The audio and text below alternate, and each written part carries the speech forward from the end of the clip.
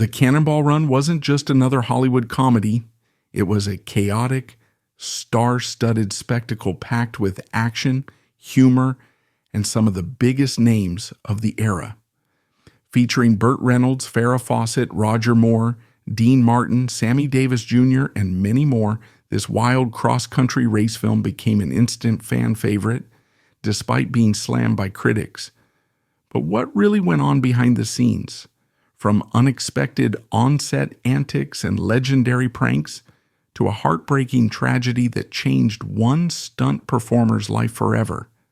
The making of the Cannonball Run was just as dramatic as the film itself. Join us as we explore the untold stories behind this iconic film.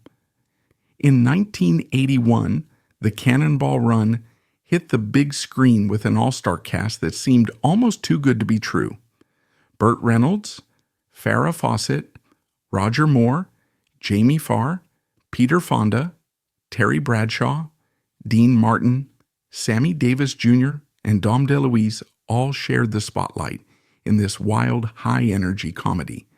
But the star power didn't stop there. Jackie Chan, Adrienne Barbeau, country music star Mel Tillis, Jimmy the Greek Snyder, Bianca Jagger, Valerie Perrine, and Jackie Lamb also made appearances. The film was directed by Hal Needham, a former stuntman who had built a career on movies where fast cars didn't just race, they flew through the air.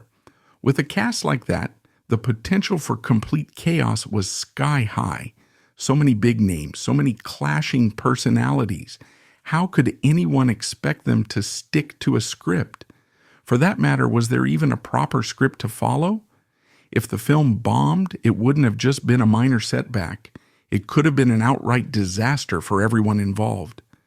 At the time of the film's release, both Burt Reynolds and Farrah Fawcett were at the absolute peak of their careers.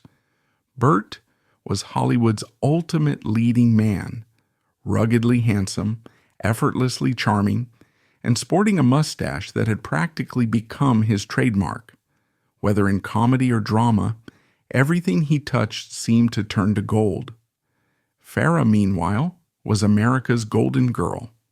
As the 70s swimsuit poster icon, she had an image that every woman envied and every man admired. Her signature feathered hair alone had become a national obsession. With these two headlining the Cannonball Run, the film had no shortage of star power, but whether it would live up to expectations was another question entirely. Even if Terry Bradshaw wasn't exactly an actor, and Dean Martin and Sammy Davis Jr.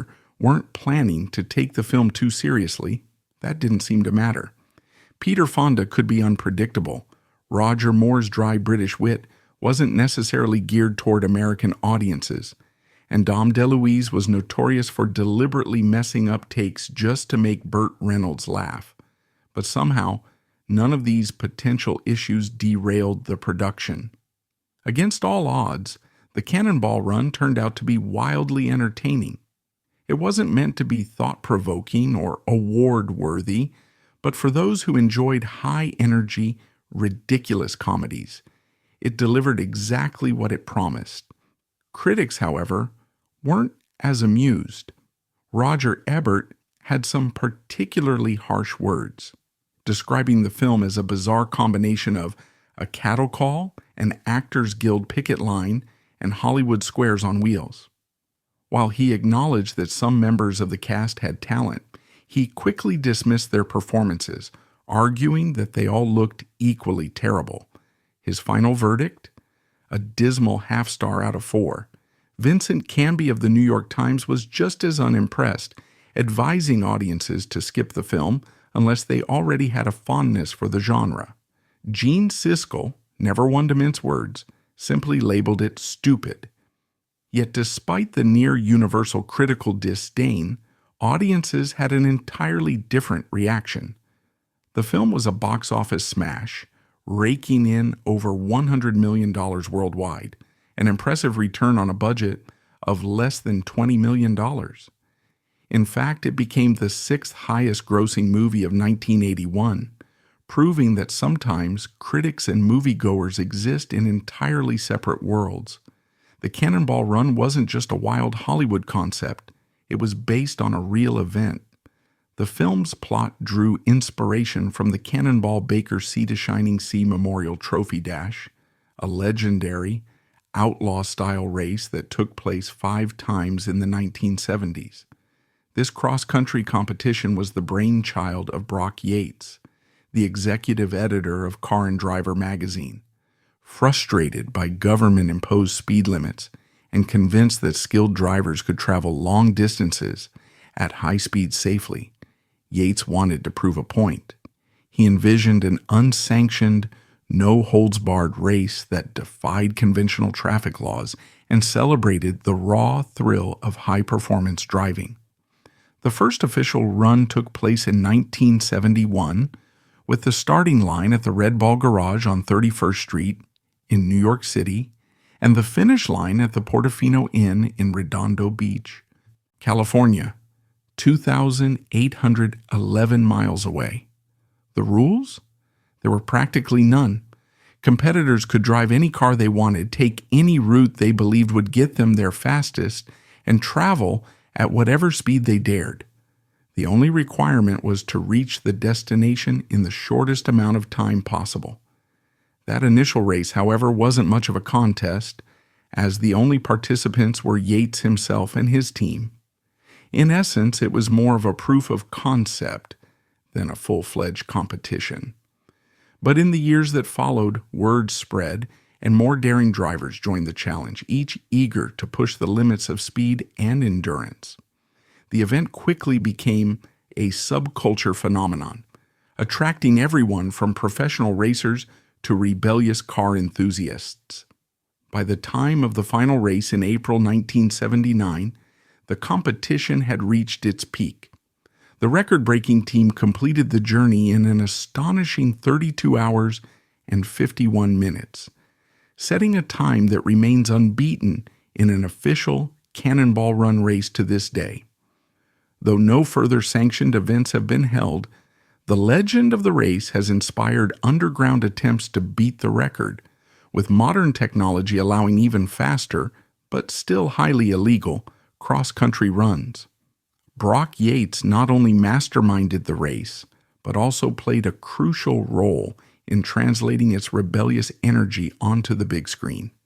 He penned the screenplay for the Cannonball Run, ensuring that the film captured the unfiltered, high-speed excitement of the original event.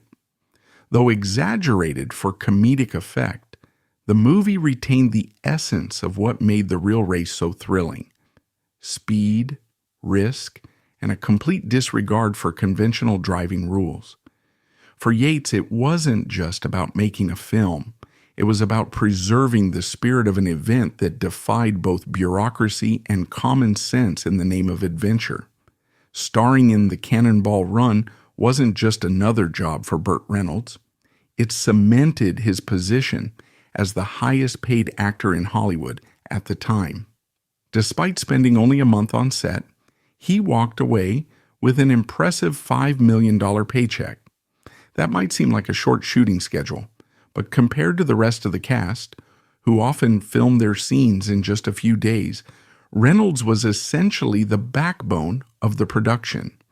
His star power ensured the film had box office appeal, and his effortless charm made him the perfect leading man for a movie packed with comedic chaos and high-speed action. At the peak of his career, Reynolds had a unique ability to elevate even the most outlandish films with his presence alone, making him one of the industry's most bankable stars. In the Cannonball Run, he took on the role of J.J. McClure, a charismatic, thrill-seeking racer who, along with his sidekick Victor Princi, played by Dom DeLuise, competed in a high-speed cross-country illegal race in a heavily modified Dodge ambulance. The duo provided much of the film's humor, balancing slapstick comedy with action-packed sequences. Their on-screen chemistry was natural, largely because Reynolds and DeLuise shared a deep friendship off-camera as well. Their playful dynamic often resulted in scenes filled with improvisation and genuine laughter, with DeLuise famously making it his mission to break Reynolds' composure during filming. Reynolds, with his signature laugh and easygoing nature, rarely managed to keep a straight face when DeLuise was in the room. While Reynolds became known for his comedic roles in the late 70s and early 80s, his career initially leaned more toward tough guy characters. He first gained recognition in television dramas like Gunsmoke, Riverboat, and Hawk, where he established himself as a rugged, no-nonsense actor.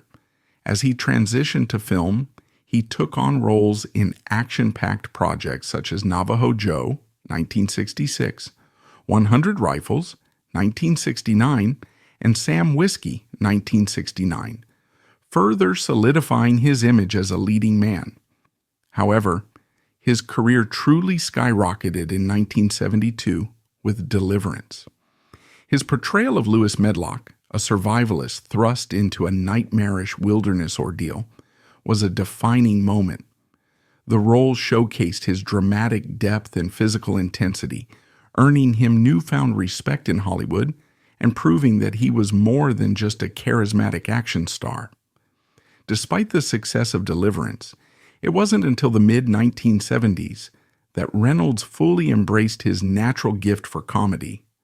His laid-back, mischievous persona made him a perfect fit for lighter, more humorous roles, leading to his biggest box office hit yet, Smokey and the Bandit, 1977.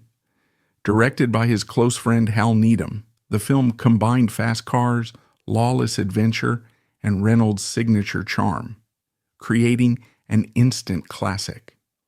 The movie's massive success cemented his place as one of the most beloved comedic action stars of the era. Audiences loved watching him deliver witty one-liners, flash that signature grin, and effortlessly steal every scene he was in. His partnership with Dom DeLuise extended beyond the Cannonball Run. The two reunited for Smokey and the Bandit 2, 1980, proving that their on-screen chemistry was no fluke. Whether they were tearing up highways in high-speed chases or engaging in light-hearted comedic antics, their dynamic remained a highlight of any film they appeared in together. Reynolds' career flourished because he had an uncanny ability to balance action, comedy, and heart, making him one of the most versatile actors of his time. Dom DeLuise's comedic talent was unmatched, and his ability to turn even the simplest line into a punchline made him a standout in the Cannonball Run. He played Victor Princi, a mild-mannered and insecure character who harbored a hilariously over-the-top alter ego, Captain Chaos. Dressed in a mask and cape, Captain Chaos was Princi's misguided attempt at being a superhero, appearing out of nowhere to save the day, but often causing more trouble than good. The contrast between the timid Victor and the wildly confident Captain Chaos added to the film's humor, giving DeLuise plenty of opportunities to showcase his improvisational skills. His dynamic with Bert Reynolds was particularly memorable, as Reynolds often found himself cracking up at DeLuise's antics, making their scenes even more entertaining. Another major comedic highlight of the film was Roger Moore's portrayal of Seymour Goldfarb Jr., a character who humorously insisted on referring to himself as actor Roger Moore. The running joke, of course, was that Goldfarb was essentially a parody of Moore himself, complete with a suave demeanor and a taste for luxury cars. His vehicle even sported the UK license plate 6633PP, the same one seen on James Bond's cars in Goldfinger and Thunderball. The only character in the movie who ever called him Seymour was his exasperated mother, played by Millie Piccone, adding to the absurdity of his delusion. By the time the Cannonball Run hit theaters in 1981, Moore was already an established international star thanks to his tenure as James Bond. His self-aware, tongue-in-cheek performance fit perfectly with the film's light-hearted tone, and despite critics tearing the movie apart, It performed remarkably well at the box office, so well, in fact, that it actually outgrossed Moore's For Your Eyes Only, his Bond film released the same year. Years later, Moore reportedly regretted his decision not to return for the Cannonball Run 2, especially after learning that Frank Sinatra had signed on for the sequel. Given the star-studded nature of both films, it's easy to imagine why he would have wanted another go at the absurd, fast-paced fun. Farrah Fawcett brought her signature charm and striking screen presence to the Cannonball Run, playing Pamela Glover, a free-spirited photographer and environmentalist. Throughout the film, J.J. McClure affectionately refers to her as Beauty, a nickname that suited her perfectly, not just within the film's storyline, but also in real life. By the time she appeared in the Cannonball Run, Fawcett was already a pop culture sensation. She first gained national attention as a model, her feathered blonde hair and dazzling smile making her one of the most sought-after faces of the 1970s. Her breakout role as Jill Monroe in Charlie's Angels catapulted her to stardom, turning her into one of the most recognizable actresses of the decade. She also became known for her role in The $6 Million Man, which introduced her to audiences before her Angels fame.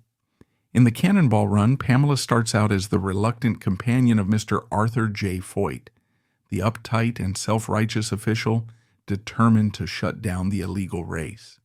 Initially aligned with him, she appears more interested in preserving the environment than engaging in reckless driving. However, as the chaotic cross-country competition unfolds, she begins to see the excitement of the race and, more importantly, the charisma of J.J. McClure. Over time, she shifts her allegiance, falling for J.J.'s carefree and adventurous personality. Her transformation from Foyt's cautious partner to J.J.'s love interest added a romantic subplot to the film, balancing out the action and comedy with a bit of Hollywood glamour. While Fawcett's undeniable star power added to the film's appeal, her performance wasn't met with universal praise. Critics felt that she lacked depth in the role, and she ultimately received a Razzie Award nomination for Worst Supporting Actress. However, the nomination had little impact on the film's success or her career. The Cannonball Run was never meant to be a showcase for dramatic performances. It was an over-the-top, fun-filled spectacle packed with big personalities, fast cars, and lighthearted humor.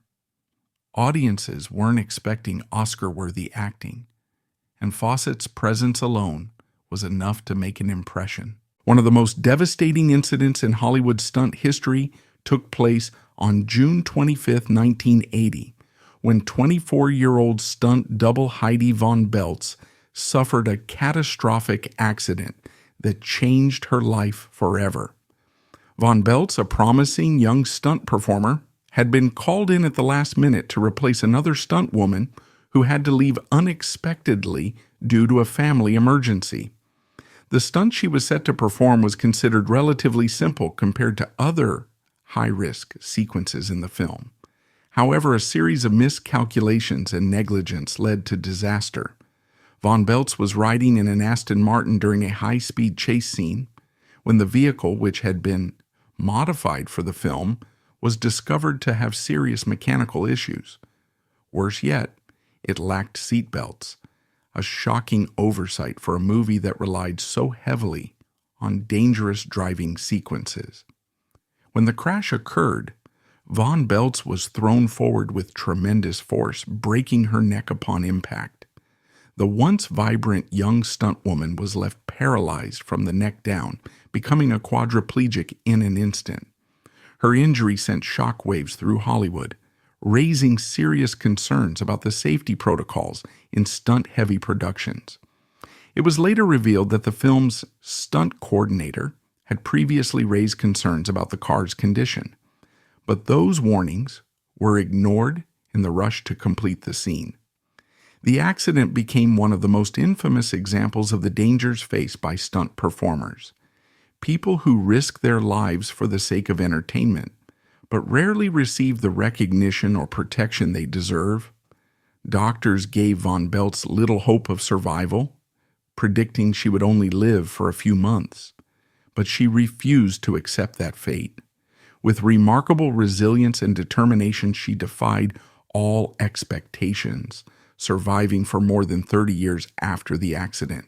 She became a vocal advocate for stunt safety and disability rights, using her own experience to push for better regulations in the industry. On October 28, 2015, she passed away in Tarzana, California. But her story remains a sobering reminder of the sacrifices made by those working behind the scenes in Hollywood. Over the years, Warner Brothers has acquired the rights to the film, and for some time rumors have swirled about a possible remake.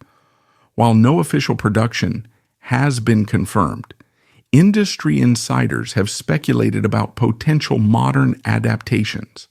However, even if a new version were to be made, it would be nearly impossible to recapture the magic of the original. The 1981 film was a product of its time, fueled by the sheer charisma of its legendary cast, many of whom remain irreplaceable. Whether you love the Cannonball Run for its high-speed chases, its all-star cast, or just the sheer fun of it all, there's no denying its lasting impact. While critics may have dismissed it, audiences embraced the film, turning it into a box office hit and a cult classic. But with talks of a potential remake, can a new version ever recapture the magic of the original? Let us know in the comments below. Should Hollywood bring back the Cannonball Run? Or is it best left in the past? And before you go, don't forget to like this video, subscribe for more behind-the-scenes Hollywood stories, and hit the notification bell so you never miss an update. Thanks for watching, and we'll see you next time. You